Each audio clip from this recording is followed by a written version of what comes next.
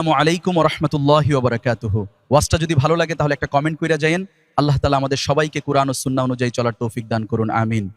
আমরা একটা বাঘ যখন কোথাও দাঁড়িয়ে একটা গর্জন দেই, तमाम পৃথিবীর সমস্ত ছাগলের বাচ্চা আমাদের সামনে দাঁড়াবার সাহস পায় না।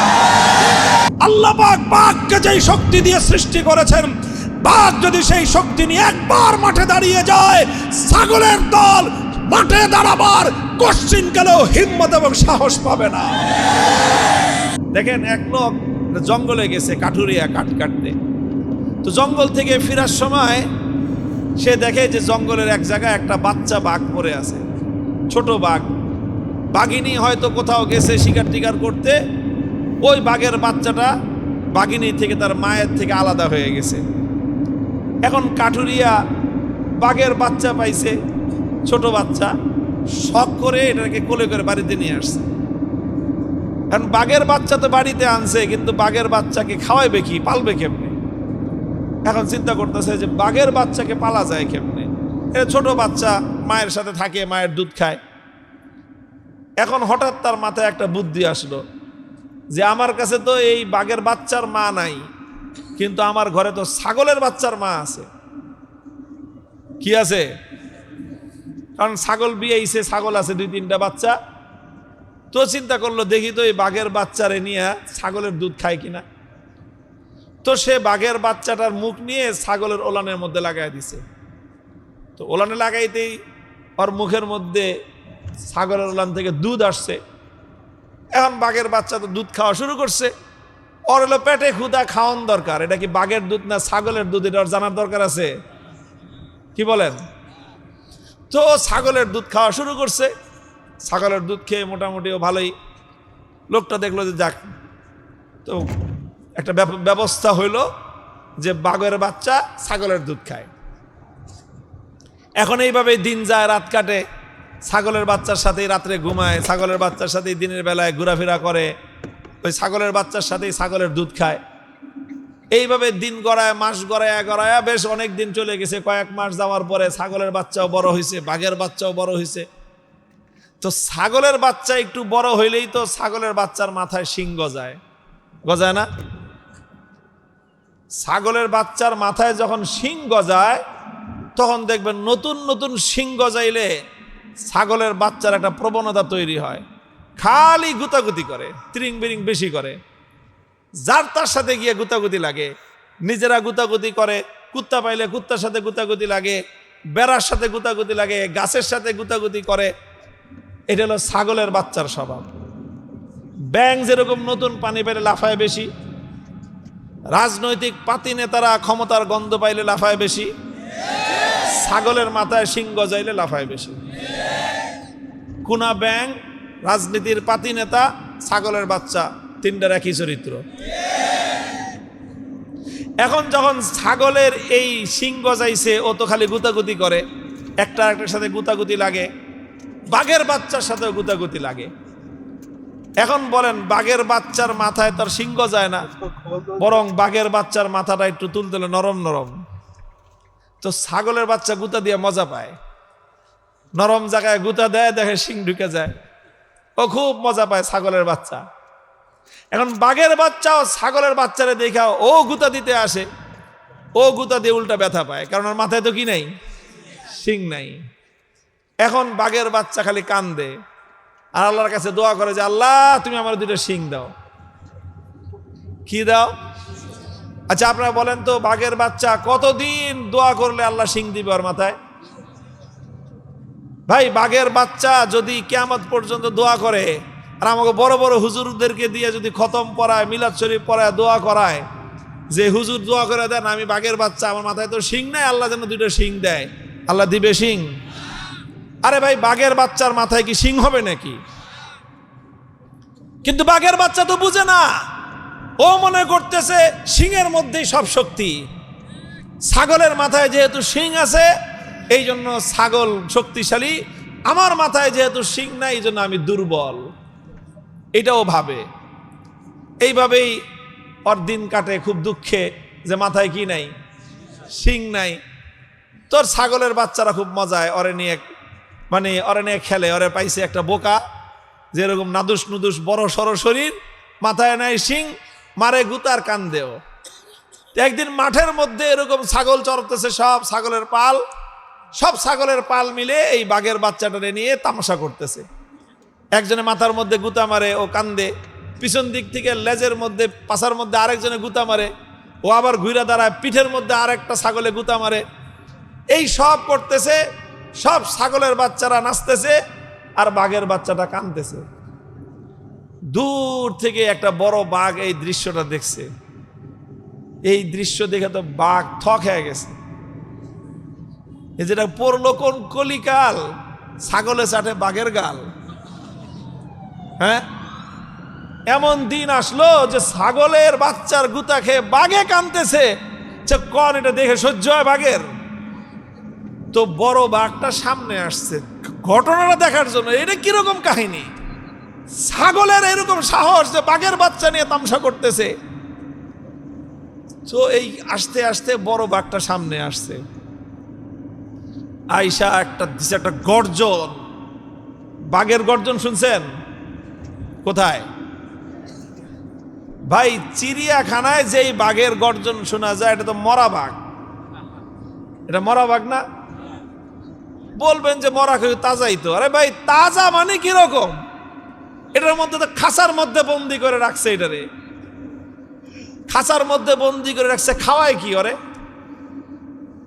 ও জঙ্গলে থাকলে রয়্যাল বেঙ্গল টাইগার খাইতো কি?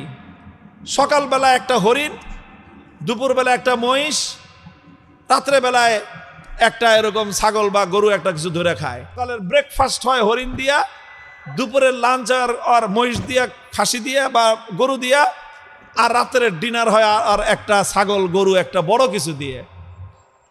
সেই বাঘরে ধরে না খাঁচার মধ্যে বসছে। ওর জন্য সরকারের পক্ষ থেকে বরাদ্দ আছে ডেলি মনে করেন 20 কেজি গোশত। তো 20 কেজি গোশত যদি সরকারি বরাদ্দ হয়, আচ্ছা বলেন আপনাদের জন্য যদি সরকার প্রতি মাসে 10 কেজি করে গম বরাদ্দ দেয়, আপনারা কয় কেজি করে পাইবেন বলে আশাবাদ? বলেন, পাইবেন কিছু? আপনাদেরকে যে ফ্যামিলি কার্ড যদি কেউ দেয়, দিবে। আপনাদেরকে মনে করে রেশনের কার্ড দিল, এই সরকার তো দিবে কার্ড, আপনি পাইবেন কয়শো টাকা? এই দেশে আচ্ছা বলেন তো, আপনার বুকে হাত দিয়ে কত পার্সেন্ট মানুষ সরকারি অফিস আদালতে গিয়ে ঘুষ ছাড়া, কোনো টাকা পয়সা দেওয়া ছাড়া মাগনায় সরকারি সার্ভিস পান? কত পার্সেন্ট মানুষ পান আছেন বলেন? হাত উঠে দেন।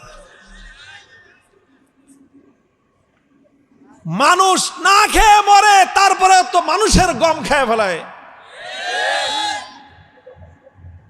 ব্রিজ কালভার্ট বানাবে, রডের বদলে বাঁশ দিয়ে বসে থাকে।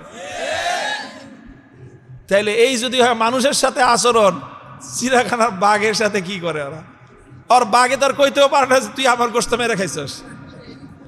ওই 20 কেজি গোশতে 10 কেজি আগেই যায় গিয়ে চিড়িয়াখানার বাইরেই, ভিতরে যা পাঠায় ওখান থেকে স্টাফ মিস্টাফ যা আছে ওরা গরুর মাংস কিছু আপনার বুনা করে খায়, আর ছাল বাকলা কিছু দেয় বাঘেরে খায়। ওই আর কি। তো এই খায়া খুয়ে সারাদিন চিত্তে শুয়েই থাকে।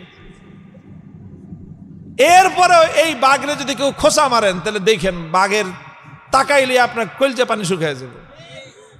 এরপরে মাঝে মাঝে ও একটু নিঃশ্বাস ছাড়ে, গর্জন দিবে কি? এই মরা বাঘ, আটকানো বাঘের বুকের থেকে গর্জন আর হুঙ্কার বের হয়। এরপরও সামান্য একটু আওয়াজ যখন করে, গোটা চিড়িয়াখানা থরথর করে কেঁপে উঠে, সমস্ত পোলাপান দৌড় দেয় যে বাঘ গর্জন দিতেছে দেখার জন্য। এই যদি হয় মরা বাঘের গর্জন, তো জঙ্গলের আসল বাঘের গর্জনটা কেমন হয়? একেবারে জমিন থেকে আসমান পর্যন্ত থরথর করে কাঁপতে শুরু করে, পাহাড় পর্যন্ত কেঁপে উঠে বাঘের গর্জনে। তো বাঘটা যখন এরকম গর্জন দিছে, ছাগলের কি অবস্থা করে? এই বাঘের এক গর্জন শুনে সব ছাগল যে যেদিকে পারে প্রাণপণ খালি দৌড়ায়, কাইলো দৌড়াইতেই আছে। সমস্ত ছাগল বাঘের গর্জনে হুঙ্কারে ময়দান খালি করে সব পলাইছে। ছাগলেও দৌড়ায়, ছাগলের বাচ্চাও দৌড়ায়, সাথে সাথে বাঘের বাচ্চাও দৌড়ায়। বড় বাঘটা পিছন থেকে দৌড়ায় আসছে। আজকে কিন্তু ও কোনো ছাগল শিকার করতে আসে নাই, আজকে আসছে ও বাঘের বাচ্চাটার কাহিনী বোঝার জন্য, যে ঘটনাটা কি, বাঘের বাচ্চারে নিয়ে ছাগলে খেলে কেন। ও পিছন থেকে খাবা মেয়েরা বাঘের বাচ্চাটারে ধরছে, দেখে যে ওর বুক কাঁপতেছে। কিরে তুই দৌড়াস কেন? বাঘের বাচ্চারে জিজ্ঞাসা করে বড় বাঘ, তুই দৌড়াস কেন? কয় যে ছাগলে দৌড়াই, যেন আমিও দৌড়াই। মানে হলো ছাগলের সাথে থাকতে থাকতে ওর চরিত্রটা হয়েছে কার মতো?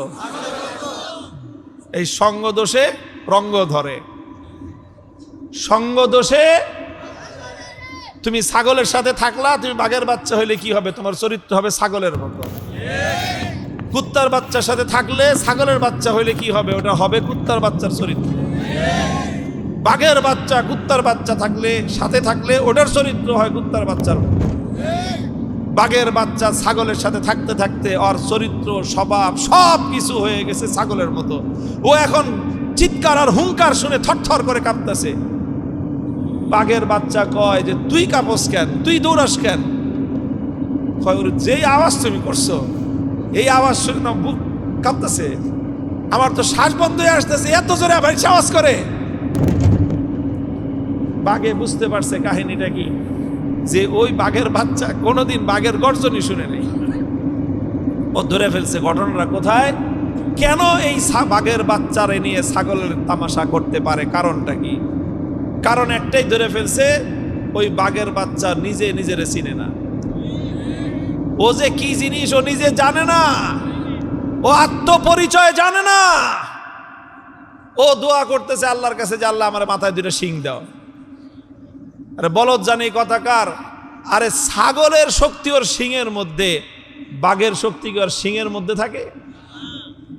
বাঘের শক্তি থাকে ওর পাঞ্জার মধ্যে, বাঘের শক্তি থাকে ওর নখের মধ্যে, ওর দাঁতের মধ্যে। বাঘ যদি খাবলা মেরে কাউরে ধরছে, কামড় দিতে হবে না, খালি দুই হাত দিয়ে পাঞ্জা মেরে ধরলে বাঘের পাঞ্জা থেকে মুক্তি পাওয়া, বাঘের পাঞ্জা থেকে ছাড়া পাওয়া কঠিন আছে। এই জন্য বিগত দিনে একজনে কইছিল, বাঘে ধরলে ছাড় পাওয়া যায়, কিন্তু অমুক নেত্রী ধরলে ছাড়ে না। পরে বাংলাদেশের মানুষ নেত্রীরে দেখায় দিছে যে নেত্রী ধরলেও ছাড়া পাওয়া যায়, বাঙালি যেদিন ধরে সেদিন তোমার দুপুরের খানা খাওয়ারও সময় হয় না। কথা বলেন ঠিক কিনা? তো বাঘটা বুঝছে যে এই বাঘের বাচ্চার আসলে সমস্যা কোথায়। ও নিজেরে চিনে না, নিজের আত্মপরিচয় জানে না। ও আল্লাহর কাছে দোয়া করতেছে, আল্লাহ তুমি আমার দুইটা শিং দাও, তাহলে আমি শিং দিয়ে ছাগলেরটাকে গুতাগুতি করুম। বলদ জানে কথা কারো জানে না যে বাঘের শক্তি তো শিংয়ের মধ্যে না, বাঘের শক্তি অন্য কোথাও। সব শক্তি ওর মধ্যে আছে, কিন্তু শক্তি ব্যবহার করার কৌশল ওর জানা নাই। এই জন্য আর কিছু করতে হবে না, ওরে ভিন্ন কোনো ট্রেনিং দেওয়ার দরকার নাই। একটা জিনিস শুধু ওর প্রয়োজন, সেটা হলো ওর আত্মপরিচয় ওকে জানায় দেওয়া দরকার। ওরে ধরে নিয়ে গেছে একটা পুকুরের ঘাটলায়, পুকুরের ঘাটলায় নিয়ে যায় বড় ভাই কয় যা পুকুরের থেকে পানি খেয়ে আয়। এখন তো পুকুরের পানিতে নামে না, থাকছে সারা জীবন কি এর সাথে?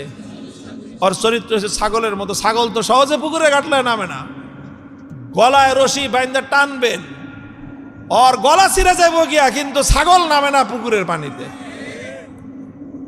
ওর হয়েছে এই চরিত্র। কিন্তু বাঘের আজকে পেদানি খেয়ে নামছে কোন রকম ভয়ে ভয়ে পুকুরের ঘাটলায় পানি খাইতে নামছে। পুকুরের ঘাটলায় যখনই পানি খাইতে নামছে, পুকুরের পানির মধ্যে মুখ দিছে, দেখেই তো আটকে উঠছে, ভয় পেয়ে গেছে। বাপরে, ভয়ঙ্কর একটা প্রাণী দেখা যায় পানির মধ্যে।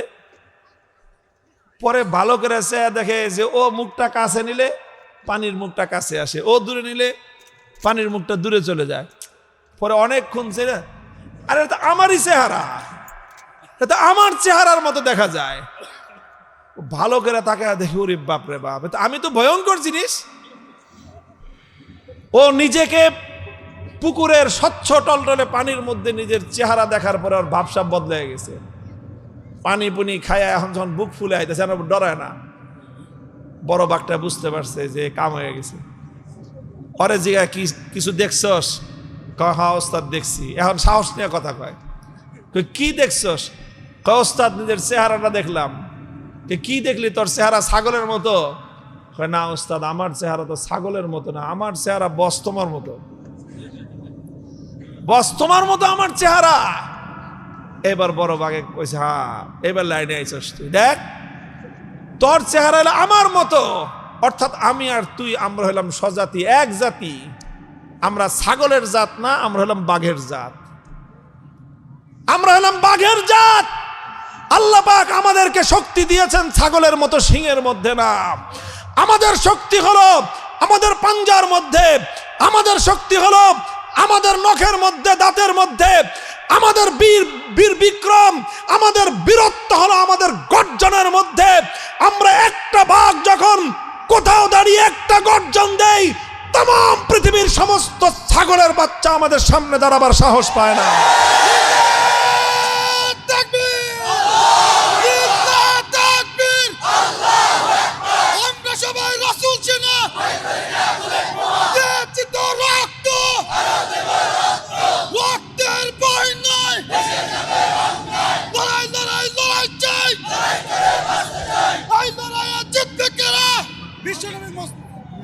মোহতারাম হাজিরিন, পরিষ্কার কথা এটাই, এটাই পরিষ্কার কথা, এটাই আসল রহস্য। বাঘের বাচ্চা যতদিন নিজের আত্মপরিচয় না জেনেছে, যতদিন নিজের শক্তির সন্ধান সে না পেয়েছে, সে আল্লাহর কাছে দোয়া করছে, আল্লাহ তুমি আমার ছাগলের মতো দুইটা শিং দাও। অথচ এই বাঘ জানে না যে হাজার শিংওয়ালা ছাগল একটা বাঘের সামনে কোনো শক্তি নাই। হাজার লক্ষ ছাগল মিলেও একটা বাঘের গর্জনের সামনে মাঠে দাঁড়াবার হিম্মত তাদের নাই। হে মুসলমান ইমানদার, আল্লাহর কসম খেয়ে বলি, আল্লাহর কোরআনের মধ্যে আল্লাহ পাক ইমানদারদের জন্য যেই শক্তির সন্ধান দিয়েছেন, আজ মুসলমানেরা ইমানদারেরা সেই শক্তির কথা ভুলে গিয়ে দুনিয়ার কাফের মুশরিক বেঈমান ছাগলের জাতের শিংয়ের গুতা খেয়ে কান্নাকাটি করে আর দোয়া করে যে আল্লাহ এই ইহুদি খ্রিস্টান বেঈমান বেদিন এই ছাগলের দলের মতো আমাদের বাঘের মাথায় তুমি শিং গজাও। তো বলেন, বাঘ সারা জীবন কিয়ামত পর্যন্ত দোয়া করলে বাঘের মাথায় ছাগলের মতো শিং হবে? বাঘের মাথায় যেরকম ছাগলের মতো শিং হয় না, আর ছাগলের মতো শিংয়ের দরকারও বাঘের নাই। আল্লাহ পাক বাঘকে যেই শক্তি দিয়ে সৃষ্টি করেছেন, বাঘ যদি সেই শক্তি নিয়ে একবার মাঠে দাঁড়িয়ে যায়, ছাগলের দল মাঠে দাঁড়াবার কোশ্চিন কালেও হিম্মত এবং সাহস পাবে না।